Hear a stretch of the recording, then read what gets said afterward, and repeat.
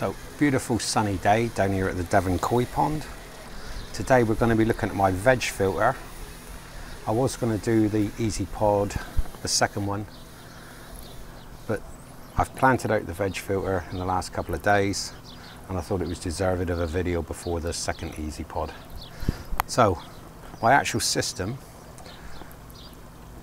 the main pond pump, which is 10,000 litres, is pumping up through the Easy Pods and then returning down through the veg filter.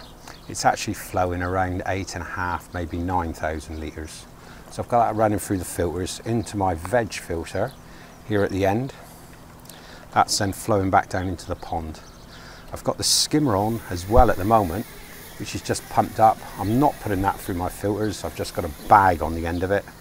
But really, through these 4 pipes, I've got about 18,000 litres an hour running back down through them. So at that, it'll cycle this top pond about 4 minutes on 18,000.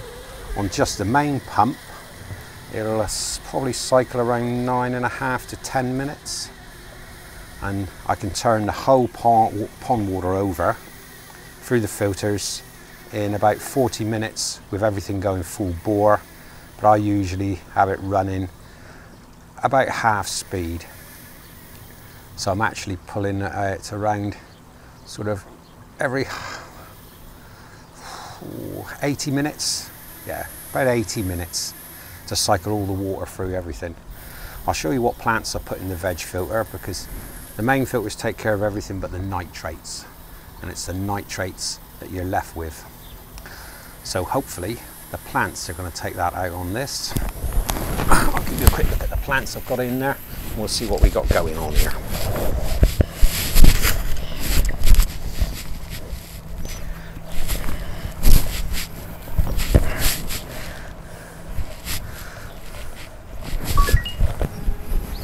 So over here in the corner we've got watercress. Right, in the little tub is water lettuce. They're little babies, they're not doing too well. The watercress is really starting to kick. We've got water mint and water chestnut, I think it is, which are marginals. I've got a grass. I've got my Mimbus here. I think it's Mimbus.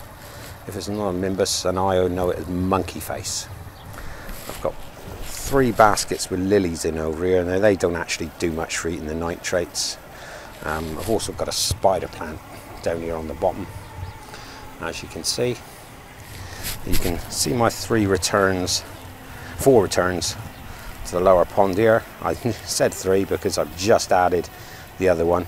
If I was running full bore, it was becoming almost too much and gaining on what would travel back down through the pipes. In the corner here, this very corner, I've got a large tub there with alpha grog in it, which is under the main return pipe. It comes out in the bottom of that tub, so it has to flow up through it and come back out. I've also got an air stone in there just to agitate it a little bit. So I'm hoping for extra bio out of that. And I'm hoping that all these plants will catch up and take care of my nitrates. In my old pond that was down the bottom of the garden, I never had any trouble with nitrates. I had a similar veg filter down there, about this length and about half the width, and I actually had a reed bed in it. Bulrushes, and they were huge. They used to grow to 7 to 8 foot high, and they used to munch the nitrates like nobody's business.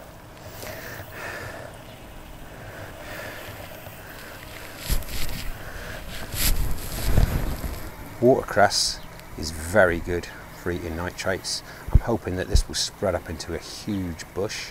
It tends to spread out across the water very well. Everything's planted in grit in the baskets with very, very little soil to start it off. So there we go. That's what we've been playing at with the last few days.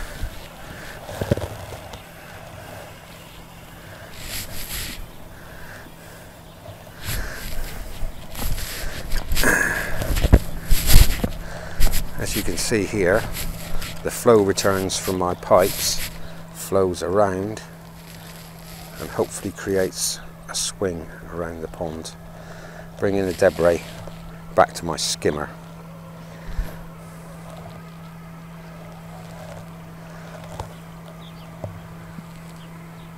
It's all looking very good. The weather's improving.